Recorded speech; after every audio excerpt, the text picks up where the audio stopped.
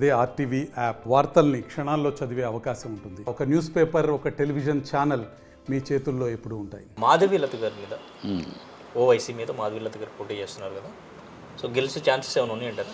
Fight ఇస్తుంది, fight గెలిచే chance. ఎందుకంటే ఓవైసీని తట్టుకునేంత సమర్థత ఆర్గనైజేషన్ ఎంఐకి లేదు. ఓవైసీ ఓల్డ్ సిటీలో బిగ్గెస్ట్ ఆర్గనైజ్డ్ క్రిమినల్ ఎందుకంటే అందుకే ఓట్లు కానీ అన్ని దొంగ ఓట్లు ఏంటంటే ఫుల్ ఆర్గనైజ్డ్. ఆ ఆర్గనైజ్డ్ క్రైమ్లోంచి లోపల దూరి బయటికి లాక్కురావడం అంత ఈజీ కాదు. అది నేళ్లుగా ఒకరోజు సంవత్సరం కాదు, 2 దశాబ్దాలు 3 దశాబ్దాలుగా ఆ పేరుకుపోయింది. ఆ పేరుకుపోయింది ఈవిడ వల్ల కాదు. ప్లస్ ఈవిడ చాలా నీతివంతురాలంటే కాదు. వీడి మీద అనేక కరోనా టైంలోనే వీళ్ళ హాస్పిటల్లో చాలామంది చనిపోవటాలు, హాస్పిటల్ మూసేయడం కూడా జరిగింది. అది గుర్తుందో లేదు, ఈ హాస్పిటల్ కూడా క్లోజ్ చేశారు. సో ఈ కొన్ని అనైతికమైన హాస్పిటల్లో హాస్పిటల్ అనేది చాలా ప్రజలకి ఆరోగ్యం చేశారు. అలాంటి చోట అవినీతి జరిగింది, అలాంటి తప్పుడు జరిగింది, హాస్పిటల్ మూసేశారు. సో ఈవిడేం అంత నీతిపరురాలుగా ఏం కాదు. సీట్ ఇవ్వడానికి డబ్బు ఉంది, ఖర్చు పెడుతుంది.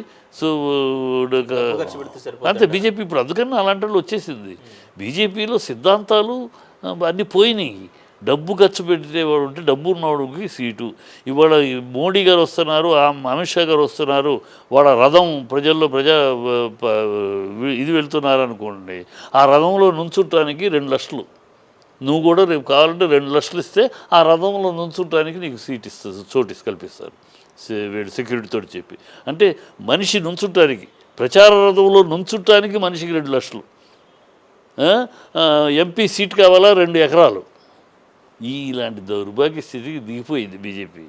మొన్న 16 సీట్లు ఎమ్మెల్యే సీట్లు అమ్ముకున్నారు.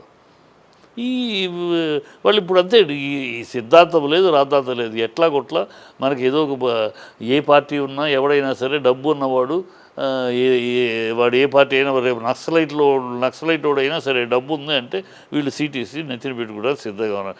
ఇది స్టేట్ యూనిట్, ఇంత దౌర్భాగ్యం ఉందో స్టేట్ యూనిట్. అమ్ముడుపోయే స్థితిలో అడుక్కు వాళ్ళ సీట్లు ఏదో రకంగా మనం గెలిస్తే మనకి మన కోటాలో మంత్రి అవుతాం. ఆ ఒక్క కోరిక తప్పితే పార్టీని బలోపేతం చేసుకుందాం, పార్టీ సిద్ధాంతాలు, పార్టీ ద్వారా దేశం మొత్తం పార్టీకి విలువ ఉంది, మనం ఆ పార్టీకి విలువను కాపాడుకుంటూ ఓట్లు సంపాదించే వ్యూహాలు చేద్దాం. అంటే ఇక్కడ 2 మతాల మధ్య యుద్ధం జరుగుతున్నట్టుగా కనిపిస్తుంది. ఏం మతాలు? ఈ అబ్బాయి పెద్ద ప్రతినిధే హిందూ మతానికి. అమ్మాయి ఏమన్నా హిందూ ప్రతినిధా? హిందూ మతానికి ఏమన్నా గతంలో ఏ హిందూ సమస్యల కోసం ఏనాడు పోరాడింది వచ్చి ఇందులోకి ఉన్న బొట్టు పెట్టేసేసుకుని జై శ్రీరామ్ అంటే హిందూ నాయకులు ఆవిడ. ఎన్ని సొలు కవులు. In what way she is the leader of Hindus? How can she claim her self as a Hindu leader? 4 బొట్టు పెట్టుకుని 4 శ్లోకాలు చదివితే నువ్వు హిందూ నాయకురాలు అయిపోతావా? బట్ మామూలుగా ఎంతవరకు ఇప్పుడు ఈ రాజకీయాల పేరు చెప్పి కులాలు మతాలు మధ్య ఈ రెచ్చగొట్టే మాటలు మాట్లాడటం రాజకీయ నాయకులు అదేనమ్మా, కరెక్ట్ కాదు. నేను నాలాంటి వాళ్ళు ఎందుకు విభేదించి ఎన్నాళ్ళు బీజేపీని భరత్ మాతా చేయి. నేషనలిజం వేరు, రిలీజియనిజం వేరు. నేను నాలాంటి వాళ్ళు బీజేపీని నేషనలిజం పాయింట్ మీద నా దేశం అని గర్వంగా మాట్లాడి నా దేశం కోసం నడుంబిగించే పార్టీని ఉన్నా. అది ఇవాళ నా దేశం వల్ల పోయి నా మతం స్థాయికి దిగిపోయి టెన్షన్. బీజేపీ చేస్తున్న పెద్ద ఘోర తప్పిదం. ఎందుకు అలాంటి నిరంతర సమాజాన్ని ఒక టెన్షన్లో పెట్టి నడుపుతున్నారు. నిరంతర సమాజాన్ని ఒక టెన్షన్లో, ఒక ప్రశాంత జీవనమే లేకుండా చేస్తున్నారు. ఎప్పటికప్పుడు ఏదో ఒక టెన్షన్ తీసుకొచ్చి అదని ఆ పాయింట్ అని ఈ పాయింట్ అని లేని, అంటే ముందు చేయొచ్చు కదా, కామ్గా కాదు.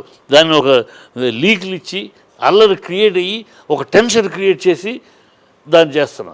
ఈ టెన్షన్ క్రియేటింగ్ సమాజం మొత్తాన్ని 24 గంటలు always on tension, always on fire, అగ్ని మీద నుంచోబెట్టి సమాజాన్ని నడుపుతూ లబ్ధి పొందాలని చూస్తున్నారు. This is not good for the country. దేశానికి మంచిది కాదు. దేశ ప్రజానీకాన్ని ఎప్పటికప్పుడు అల్లకల్లో, ప్రజల్ని ఎప్పటికప్పుడు ఆందోళనలో పెట్టడం, ఏదో ఒక ఏముందని ఒక అనుమానంతో, ఒక భయంతో, భయాందోళనతో నిలబెట్టడం కరెక్ట్ కాదు. అది ఎప్పుడు వస్తుంది? దేశం కోసం అన్నప్పుడు అది రాదు. ఎప్పుడైతే నువ్వు రీజనలిజం ఇది మతపరంగా వచ్చావో ఆ టెన్షన్ వస్తుంది. మతపరంగా ఆ టెన్షన్ తీసుకొస్తున్నారు. నువ్వు వాడు చేస్తున్నాడంటే తప్పు, దాన్ని ఎలా చెయ్యాలి? వాడు తప్పు చేస్తున్నాడు, తప్పు చేసేది సమర్థించు, దాన్ని ఎట్లా నువ్వు ఖండించాలో ఖండించు, ఎలా చెయ్యి. దానికి వీళ్ళనందరినీ ఇది పరిచేసేసి టెంపో చేసేసి వాళ్ళని రెచ్చగొట్టేసేసి ఒక ఆవేశాలకు ఒక మార్గాలు వేసి ప్రజలు అంతటా భయాందోళనలోకి అంత ఆవేశాల్లోకి పురికొల్పే విధంలో ప్రభుత్వం నడిపితే ఏమైపోగల సమాజం? అది రాంగ్ ట్రాక్కి వెళ్తారు.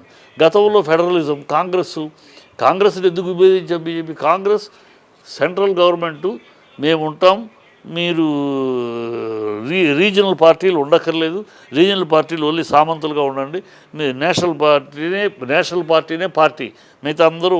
సో రీజనల్ పార్టీలు ఉండకూడదు, రీజనల్ నాయకులు ఉండకూడదు అనే ఒక పద్ధతిలో నడిచింది కాంగ్రెస్. అది ఫెడరల్ సిస్టానికే విఘాతము.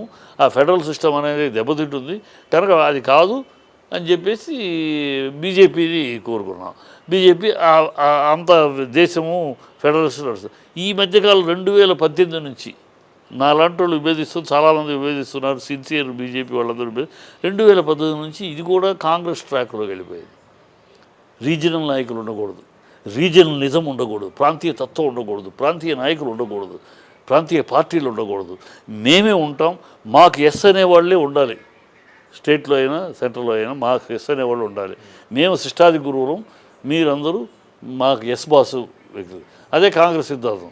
ఢిల్లీకి కాలు ముక్తా దొరాన్ని కూర్చోవాలి, ఢిల్లీ కాళ్ళు పిసికినప్పుడే వీళ్ళకి. అదే బీజేపీ కూడా అందుకుంది. ఇది కాదు, దీనికోసం కాదు బీజేపీ. జాతీయత, నేషనలిజం, నేషన్ ఫస్ట్ అన్నది ఎందుకు కాదు? మారిపోయింది. అది మారిపోయింది. మార్పు కారకులు ఎవరు? మార్పులు ఏమిటి కారకులు? మాట వెళ్తే రామాలయం కట్టాం, మంచిది, సంతోషం అందరికంటే. దాంతో అయిపోయింది. రామాలయం కట్టడంతో భారతదేశం అగ్రస్థానాన్ని నిలబడిందా? లేదుగా. నిరుద్యోగాలని ఇవాళ హైయెస్ట్ దాని మీద కాన్సన్ట్రేషన్ లేదు, ఉద్యోగాల మీద కాన్సన్ట్రేషన్ లేదు, పర్ క్యాపిటల్ ఇన్కమ్ రైజింగ్ మీద లేదు, హెల్త్ అజార్డర్స్ మీద లేదు. ఇవన్నిటినీ మర్చిపోయేలా జనాలు గుర్తు చేసుకోకుండా ఉన్నట్టు ఒక టెన్షన్ క్రియేట్ చేయటం, మతపరమైన టెన్షన్. ఆ చట్టం తెస్తాం, ఈ చట్టం తెస్తాం అని క్రియేట్ చేయటం, దాన్ని హైప్ చేయటం, ప్రజలను ఒక ఆందోళనలో, ఒక టెన్షన్లో, ఆ టెన్షన్లో నడిపి ఆన్ ఫైర్ కూర్చోబెట్టి మన పబ్బం గడుపుతాం. ఇది ఒక రాంగ్ ట్రాక్. ఆనాడు ఇందిరాగాంధీ చేసింది ఎమర్జెన్సీ పీరియడ్లో, అది ఇప్పుడు బీజేపీ చేస్తుంది. అందుకనే మా లాంటి వాళ్ళు వ్యతిరేకించింది. మరిన్ని వీడియోస్ కోసం ఛానల్ ని సబ్స్క్రైబ్ చేయండి, లేటెస్ట్ అప్డేట్స్ కోసం వాట్సాప్ ఛానల్ ని ఫాలో చేయండి, అండ్ లింక్ డిస్క్రిప్షన్ లో ఉంది.